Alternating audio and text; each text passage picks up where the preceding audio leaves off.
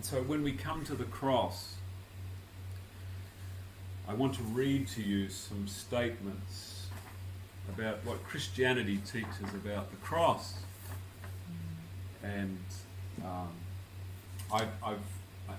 some of you have seen, a couple of years ago I wrote this book called Atonement, for those online. Atonement, where I needed to go through, after I began to see the character of God, I needed to go back and I asked the question, what is the atonement?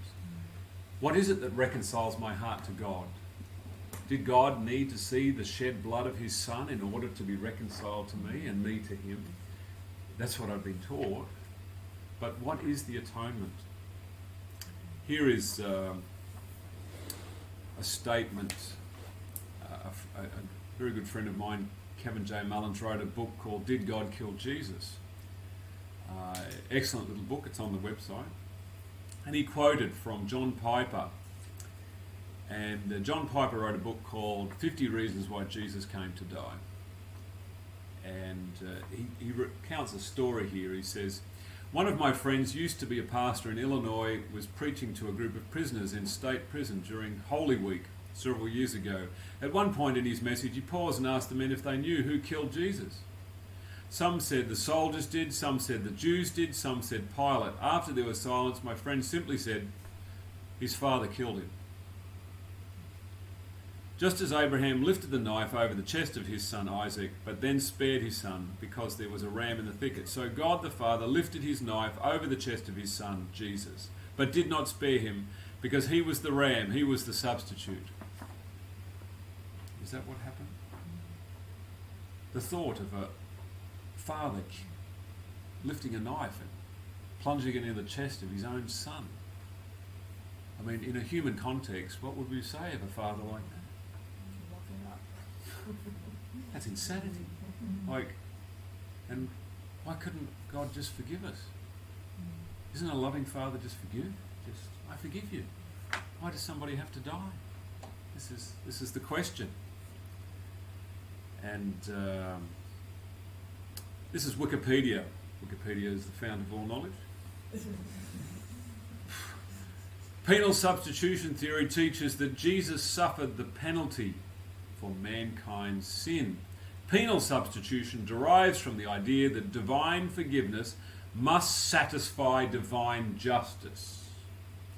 That is, that God is not willing or able to simply forgive sin without first requiring a satisfaction for it. Is that what the Bible teaches? This is the question.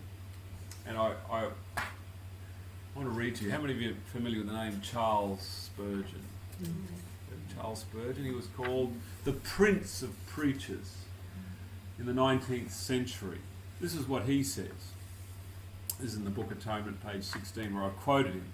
We must measure the great redemption by the sternness of divine justice.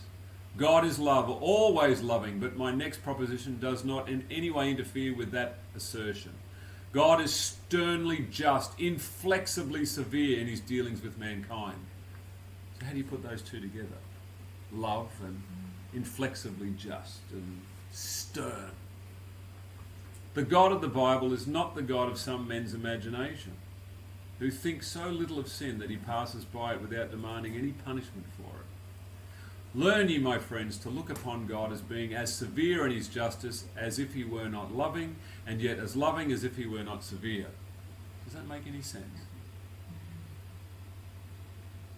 His love does not diminish his justice, nor does his justice in the least degree make warfare upon his love. The two things are sweetly linked together in the atonement of Christ. The atonement. But mark, we can never understand the fullness of the atonement till we have first grasped the scriptural truth of God's immense justice. This statement is profound. There was never an ill word spoken, nor an ill thought conceived, not an evil deed done for which God will not have punishment for someone or another. He will either have satisfaction from you or else from Christ. If you have no atonement to bring through Christ, you must forever lie paying the debt which you can never pay in eternal misery, for as surely as God is God, he will sooner lose his Godhead than suffer one sin to go unpunished.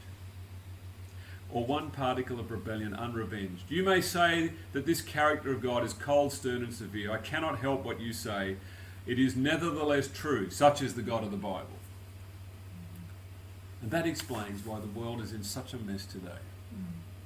This teaching, this idea of God, this idea of a man that is inflexibly severe. How many of my friends, and particularly those of the previous generation, have heard of a father that beat them raw, that belted them, smashed them, were inflexibly severe? And what child recovers from, how long does it take to recover from a childhood like this? And what do they then do? They say that abusers, what? Abuse. And this is abuse.